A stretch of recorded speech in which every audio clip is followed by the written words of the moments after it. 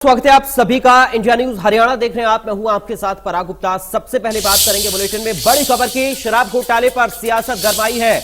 बड़ी जानकारी इस वक्त आपको बता दें, दुष्यंत और अभय चौटाला ने वार पलटवार किया एक दूसरे के ऊपर। अभय चौटाला ने लगाया दोषियों को बचाने का आरोप, तो दुष्यंत चौटाला ने अभय के आरोपों का जवाब दिया और कहा कि ये घोटाला नहीं, सरकार ने खुद पकड़ी चोरी। दोषी अधिकारियों पर कार्रवाई की गई। डिप्टी सीएम दुष्यंत चौटाला ने कहा है दोषी ठेकेदारों पर भी सख्त कार्रवाई की जाएगी।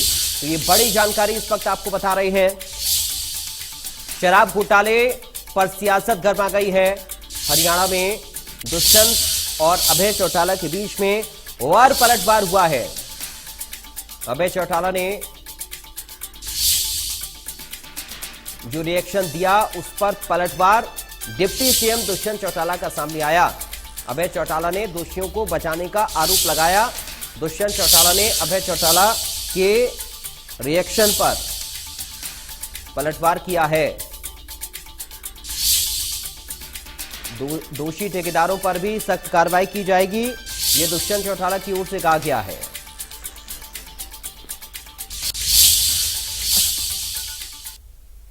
शराब का बहुत बड़ा घोटाला हुआ है।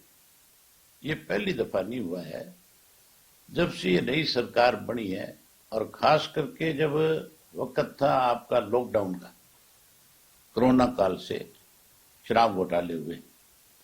आज तक सरकार जो है उसकी 3-4 इंक्वायरियां करा चुकी है। एक बार भी सरकार की तरफ से ये नहीं बताया गया कि इंक्वायरी में क्या मिला। हर बार इंक्वायरी के अंदर इनके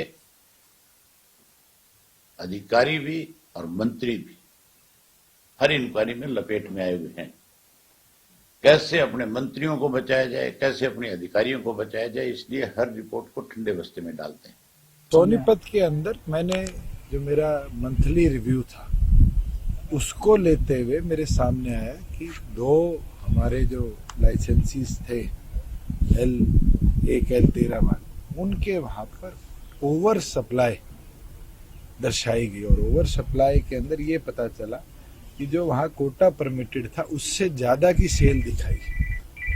एक्साइज की चोरी उसके अंदर थी, उसकी ऑलरेडी रिकवरी प्रोसेस में डाल दिया गया है और जो मेरे संज्ञान में है 70% रिकवरी हो चुकी है। डीटीसी और इंस्पेक्टर इसके अंदर दोषी थे, उनको तुरंत सस्पेंड भी कर दिया गया था और एक जॉइंट एक्साइज टैक्सेशन कमिश्नर की अध्यक्षता में कमेटी बना दी गई थी जो इसके ऊपर अपनी रिपोर्ट देगी। मैं ये मानता हूं कि इसके अंदर जो दोषी थे उनको सजा पूरी तौर पर मिलेगी, क्योंकि ये पहला मामला आया है 2 सालों के अंदर जिसके अंदर जो हमारा विप्रो का सॉफ्टवेयर है उसको भी कहीं ना कहीं इग्नोर कर उसके चेक्स एंड बैलेंसेस को भी सुपरसीड कर इस तरह की। वहीं इनेलो नेता अभय चौटाला ने प्रदेश सरकार को घेरते हुए कहा कि प्रदेश पर लगातार कर्ज बढ़ रहा है। उन्होंने कहा कि प्रदेश की वित्तीय स्थिति पर सरकार को जवाब देना चाहिए। बीजेपी जेजेपी गठबंधन पर तंज कसते हुए दुष्यंत चौटाला के लिए भी उन्होंने कहा कि गठबंधन इस साल तक ही चलेगा। एमबीबीएस छात्रों की हड़ताल पर अभय चौटाला ने कहा कि सरकार ने स्वास्थ्य क्षेत्र में कोई सुधार नहीं किया। सरकार की बॉन्ड पॉलिसी पूरी तरह से गलत है।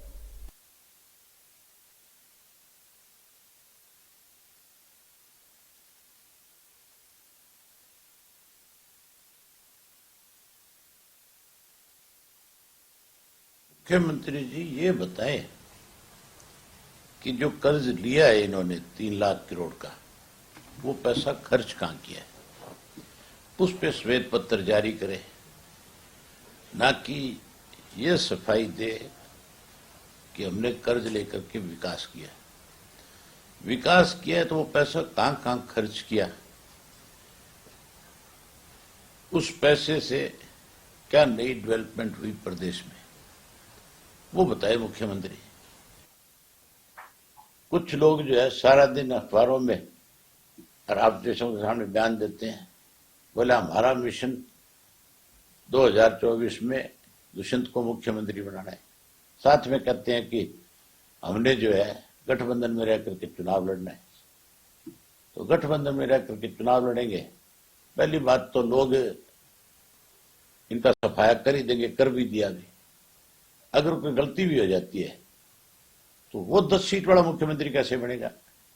आप कम से कम आपके सामने जब इस तरह की चर्चा कोई करता है उससे पूछ तो लो कि कितनी सीटों पे चुनाव लड़ोगे, सीट कितनी मिलेगी तुम्हें, मुख्यमंत्री तक पहुंचोगे कैसे? जब सीट ही तुम्हें 10, 12, 15 मिलेगी गठबंधन के अंदर, तो फिर मुख्यमंत्री का सपना किस बात का ले रहे हो? फिर कैसे बनोगे? आप कहते हो छूट देने की बात करिए। सरकार की एक जिम्मेवारी है, जहां डॉक्टर्स की कमी है, आप ये कहते हो कि हमने हेल्थ में बहुत बड़ा सुधार किया है।